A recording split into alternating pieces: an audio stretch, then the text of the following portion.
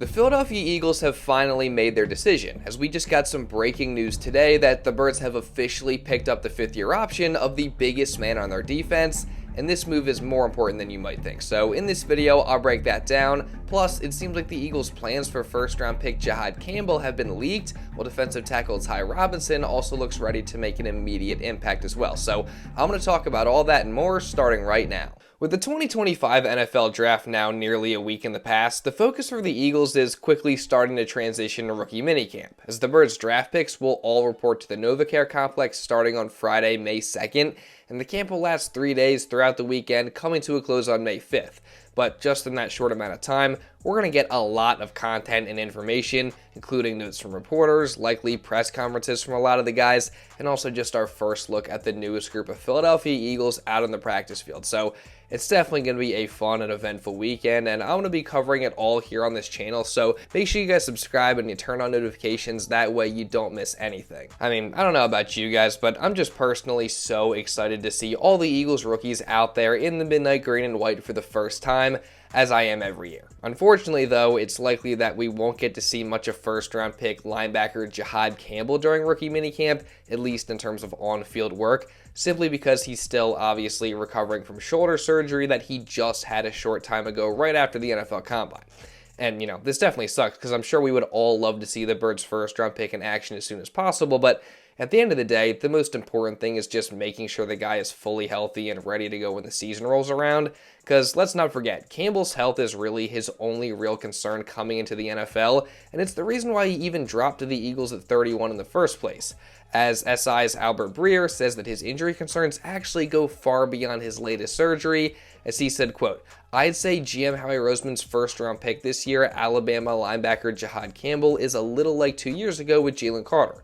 In both cases, there was a reason why the guy was available. With Carter, it was a checkered off-field history that Philly felt well qualified to manage. With Campbell, it's his shoulders and knees. Yes, plural on both accounts. And again, this is one where the Eagles are more equipped to take on the risk than others because they don't need the pick to hit. So that's obviously not really exactly what you want to hear. But he is right in saying that the Eagles can afford to take the risk, and assuming it pays off and Campbell can stay healthy, I don't think there's any questioning that he's going to turn out to be a great player. I mean, the guy just has so much going for him, starting with his great size, standing at 6'3", 245 pounds, and at that size, he plays a physical and tough brand of football. He's also explosive, he's fast, he's got elite athleticism, putting up a near-perfect RAS score of 9.88, so he clearly has some insane potential that, if unlocked, can be dangerous at the NFL level. And heck, he was already dangerous in college, putting up the most tackles for Alabama's defense since 2003 last year with 117. Plus, he also had 11.5 tackles for loss, 5 sacks, and other great numbers as well. And on top of that, as we all know, Campbell is a very versatile player, and he has the ability to do multiple different things, whether that's playing off-ball linebacker or rushing the passer off the edge. And quite frankly, the big question among Eagles fans fresh off the Campbell selection was, well, what exactly is his role going to look like this season? Will he play linebacker? Will he rush off the edge? Will he do a combination of both? We honestly didn't really know. However, in the days since he was drafted, it seems like we're starting to get a little bit of a clearer picture, with NFL analyst Greg Cassell going on the Inside the Birds podcast and saying this. I think ultimately they want him to be a stacked backer. Now, that doesn't mean you can't use him as a pass rusher in pure pass situations or on third down. But of course, there's not 30 third downs in a game. But the point being is I don't think they did all that just to use him as a pure pass rusher. I think ultimately they want him to be a stacked backer. And the reason I think this is critically important is in the Vic Fangio defense, and I learned this from somebody who was in Chicago at the time that Vic was in Chicago, linebackers are critical in his defense because in their two shell coverages, they do not want their safeties dropping down. They always want their safeties staying as umbrella players, which is not the way, all teams think about cover 4 and two shell coverages. But that's the way that Vic thinks about it and coaches it. So linebackers are critical as coverage players. Yeah, so there you go. Cassell said there that Campbell will likely be a stack linebacker, rushing the passer in certain situations, but probably more often than not dropping back into coverage and playing off the ball.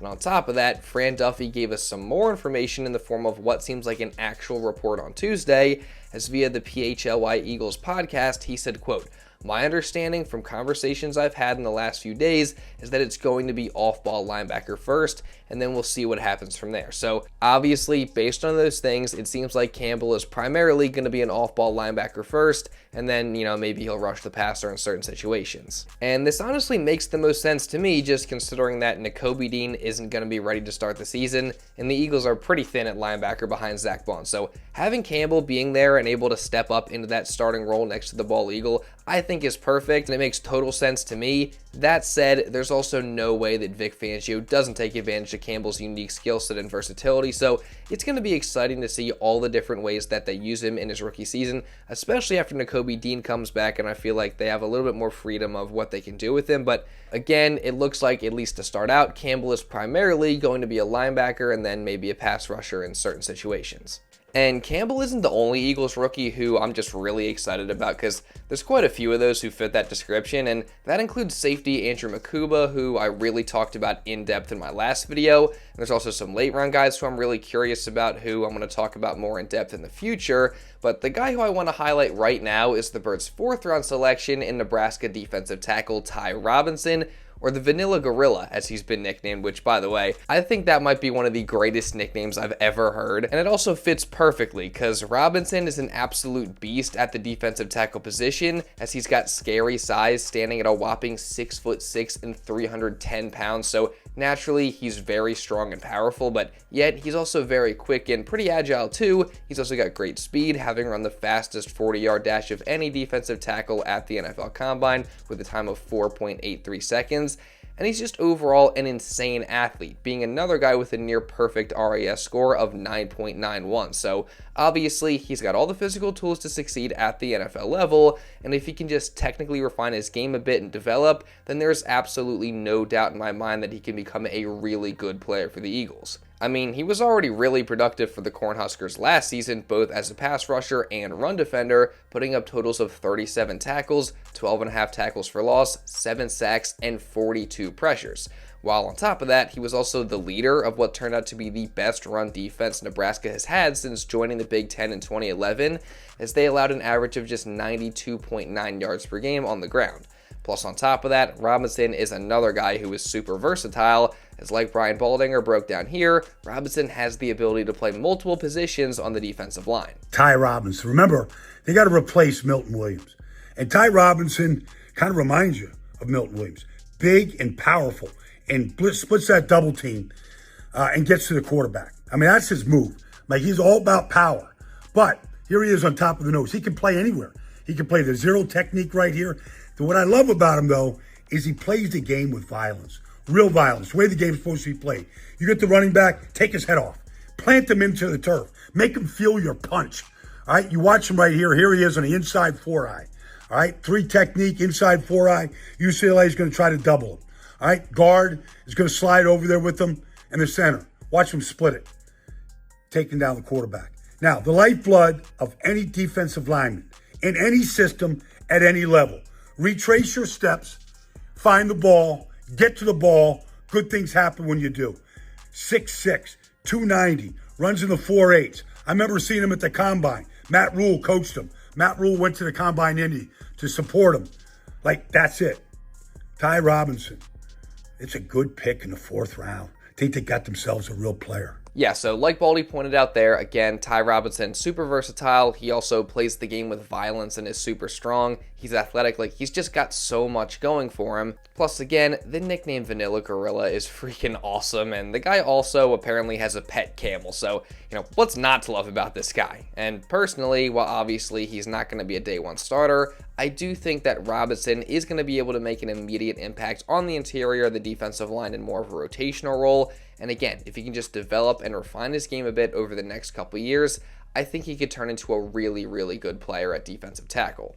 Speaking of defensive tackles, though, we just finally got the breaking news today that we have all been waiting for, as with the deadline for NFL teams to pick up players' 5th-year options being tomorrow on May 1st, the Eagles just finally made their decision on Jordan Davis, as they in fact did choose to pick up his fifth-year option of $12.9 million for the 2026 season. And of course, I talked about this in my last video, but I think we all kind of did see something like this coming just because of what the Eagles did in the draft. Because even though, yes, they obviously did take a defensive tackle in Ty Robinson, they didn't actually add anybody who's going to play the same exact role that JD has for this defense, being that true run-stuffing, block-eating nose tackle in the middle. So the fact that they've now decided to actually pick up his fifth-year option makes complete and total sense, and I'm all for it too. I mean, I've said it before and I'll say it again, what Jordan Davis does for the Eagles defense is pretty underrated, as he's the guy that does the dirty work in the run game, just eating up blocks and double teams, and allowing one-on-one matchups for the other linemen, while the linebackers then have the ability to run free and make plays on the ball carrier.